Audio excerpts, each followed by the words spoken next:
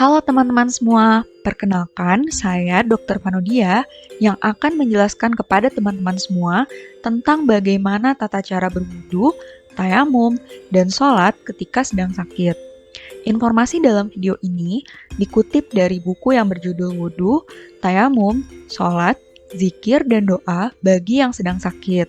Buku ini ditulis oleh Dr. Dodi Suwardi, spesialis obstetri dan ginekologi, konsultan onkologi sebagai penyusun, dan Dr. Ali Budi Harsono, spesialis obstetri dan ginekologi, konsultan onkologi sebagai editor. Pada kata pengantar, Dr. Dodi Suwardi menjelaskan bahwa buku ini disusun berdasarkan hasil pengamatan dan wawancara kepada pasien di RSHS yang ternyata mengalami kesulitan dalam menjalankan ibadah sholat selama dirawat. Menurut Dr. Dodi Suwardi, kurangnya informasi mengenai tata cara ibadah sholat ketika sedang sakit mungkin menjadi salah satu penyebabnya. Padahal, kondisi sakit menuntut manusia untuk bersabar dalam proses pengobatannya, dan sholat adalah syarat awal dari meminta pertolongan kepada Allah. Seperti yang disebutkan dalam surat Al-Baqarah ayat 45, Allah Subhanahu wa Ta'ala berfirman, "Jadikanlah sabar dan sholat sebagai penolongmu, dan sesungguhnya yang demikian itu sungguh berat, kecuali bagi orang-orang yang khusyuk." Oleh karena itu, mari kita langsung bahas bagaimana sih tata cara beribadah sholat saat sedang sakit. Yuk, simak baik-baik videonya.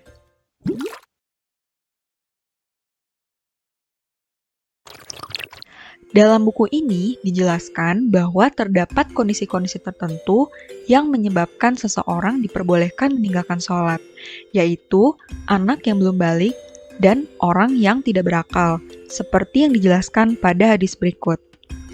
Rasulullah Shallallahu Alaihi Wasallam bersabda, "Pena diangkat dari 3 jenis orang yang tidur hingga ia bangun, anak kecil hingga ia balik, dan orang gila hingga ia berakal." Dari hadis riwayat An-Nasa'i nomor 7307, Abu Daud nomor 4403, Ibnu Hibban nomor 143, disahihkan Al-Albani dalam Sahih Al-Jami nomor 3513. Selain itu, wanita yang sedang haid dan nifas juga dibolehkan untuk meninggalkan sholat, seperti yang dijelaskan pada hadis berikut. Ibunda Aisyah radhiyallahu anha pernah ditanya, "Apakah kami perlu mengganti sholat kami ketika sudah suci?" Aisyah radhiyallahu anha menjawab, "Apakah engkau seorang wanita haruriyah? Dahulu kami mengalami haid di masa Nabi SAW, namun beliau tidak memerintahkan kami untuk menggantinya." Dari hadis riwayat Bukhari nomor 321.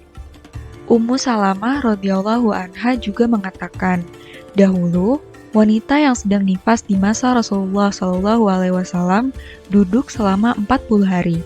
Dari hadis riwayat Ibnu Majah nomor 530, disahihkan Al-Albani dalam Sahih Ibnu Majah. Dari hadis-hadis tersebut dapat kita lihat bahwa orang sakit tidak dikecualikan selama ia balik, berakal, tidak haid, dan tidak nifas.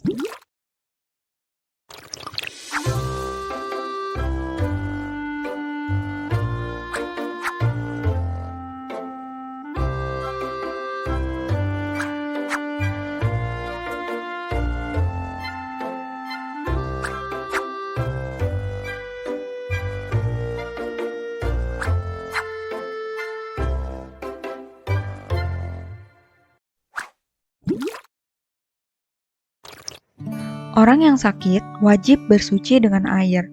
Ia harus berwudu jika berhadas kecil dan mandi jika berhadas besar.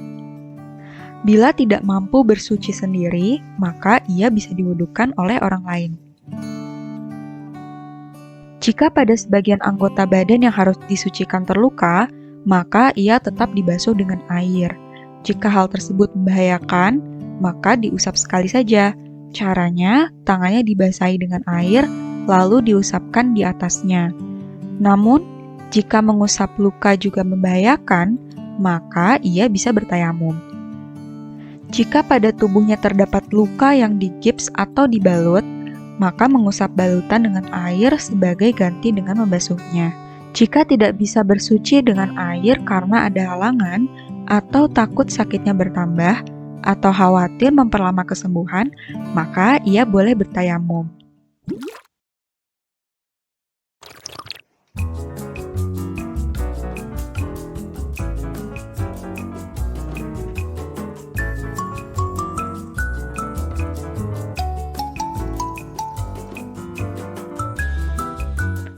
Bila tidak mampu bersuci sendiri, maka orang yang sakit bisa ditayamumkan oleh orang lain. Orang yang sakit harus membersihkan tubuhnya dari najis. Jika tidak mungkin, maka ia sholat apa adanya, dan sholatnya sah, tidak perlu mengulang lagi. Orang yang sakit wajib sholat dengan pakaian suci. Orang yang sakit harus sholat di atas tempat yang suci. Jika tempatnya terkena najis, maka harus dibersihkan atau diganti dengan tempat yang suci. Atau menghamparkan sesuatu yang suci di atas tempat najis tersebut. Orang yang sakit tidak boleh mengakhirkan sholat dari waktunya karena ketidakmampuannya untuk bersuci. Hendaknya ia bersuci semampunya kemudian melakukan sholat tepat pada waktunya, meskipun pada tubuhnya, pakaiannya, atau tempatnya ada najis yang tidak mampu dibersihkannya. Orang yang tidak mampu berdiri dapat melakukan sholat dengan posisi duduk dengan ketentuan sebagai berikut. Yang pertama, posisi yang paling utama adalah dengan cara duduk bersila. Namun, jika tidak dapat dilakukan, orang yang sakit tetap dapat melakukan sholat dengan cara duduk apapun yang mudah untuk dilakukan.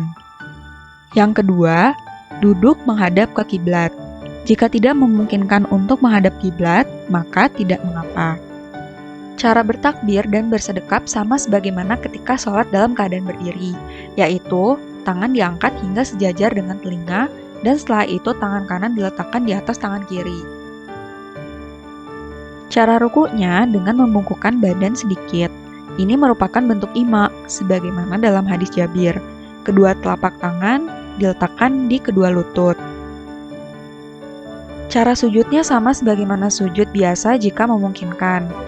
Jika tidak memungkinkan, maka dengan membungkukkan badannya lebih banyak dari ketika ruku. Cara bertasyahud dengan meletakkan tangan di lutut dan melakukan tasyahud seperti biasa. Tata cara sholat bagi orang yang tidak mampu duduk, maka orang tersebut dapat melakukannya dengan posisi berbaring. Sholat sambil berbaring terbagi menjadi dua macam. Yang pertama, berbaring menyamping. Ini lebih utama jika memungkinkan. Yang pertama, orang yang sakit dapat berbaring menyamping ke kanan dan menghadap ke arah kiblat jika memungkinkan. Namun, jika tidak bisa menyamping ke kanan, maka menyamping ke kiri namun tetap ke arah kiblat. Jika tidak memungkinkan juga, maka tidak mengapa. Yang kedua, cara bertakbir dan bersedekap sama sebagaimana ketika sholat dalam keadaan berdiri, yaitu tangan diangkat hingga sejajar dengan telinga, dan setelah itu tangan kanan diletakkan di atas tangan kiri. Cara rukuknya dengan menundukkan kepala sedikit, ini merupakan bentuk ima, sebagaimana dalam hadis Jabir, kedua tangan diluruskan ke arah lutut. Cara sujudnya dengan menundukkan kepala lebih banyak dari ketika ruku. Kedua tangan diluruskan ke arah lutut. Cara tasyahud dengan meluruskan tangan ke arah lutut, namun jari telunjuk tetap berisyarat ke arah kiblat. Posisi yang kedua adalah telentang, apabila orang yang sedang sakit tidak dapat melakukan posisi berdiri, duduk, maupun berbaring menyamping. Pertama, orang yang sedang sakit dapat berbaring telentang dengan kaki menghadap kiblat. Yang utama, kepala diangkat sedikit dengan ganjalan seperti bantal, sehingga wajah menghadap kiblat. Jika tidak memungkinkan untuk menghadap kiblat, maka tidak apa-apa. Yang kedua, cara bertakbir dan bersedekap sama sebagaimana ketika sholat dalam keadaan berdiri, yaitu tangan diangkat hingga sejajar dengan telinga, dan setelah itu tangan kanan diletakkan di atas tangan kiri. Cara rukuknya dengan menundukkan kepala sedikit, ini merupakan bentuk ima, sebagaimana dalam hadis Jabir. Kedua tangan diluruskan ke arah lutut. Cara sujudnya dengan menundukkan kepala lebih banyak dari ketika ruku. Kedua tangan diluruskan ke arah lutut. Cara tasyahud dengan meluruskan tangan ke arah lutut, namun jari telunjuk tetap berisyarat ke arah kiblat. Tata cara sholat orang yang tidak mampu menggerakkan anggota tubuhnya atau lumpuh total. Apabila orang yang sakit tidak mampu menggerakkan anggota tubuhnya, namun bisa menggerakkan mata, maka sholatnya dengan gerakan mata, karena ini masih termasuk makna al-ima. Ia kedipkan matanya sedikit ketika takbir dan ruku, dan ia kedipkan banyak untuk sujud, disertai dengan gerakan lisan ketika membaca bacaan-bacaan sholat. Jika lisan tidak mampu digerakkan, maka bacaan-bacaan sholat pun dibaca dalam hati.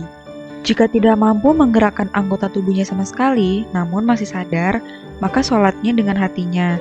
Ia membayangkan dalam hatinya gerakan-gerakan sholat yang ia kerjakan disertai dengan gerakan lisan ketika membaca bacaan-bacaan sholat. Jika lisan tidak mampu digerakkan, maka bacaan-bacaan sholat pun dibaca dalam hati. Demikian pembahasan video kali ini. Tak lupa saat sedang sakit, kita tetap harus berdoa dan berzikir agar diberikan ampunan atas dosa-dosa kita, diberikan kesabaran dalam menjalani pengobatan, dan diberikan kesembuhan. Semoga ilmu yang saya sampaikan dapat bermanfaat dan dapat diimplementasikan.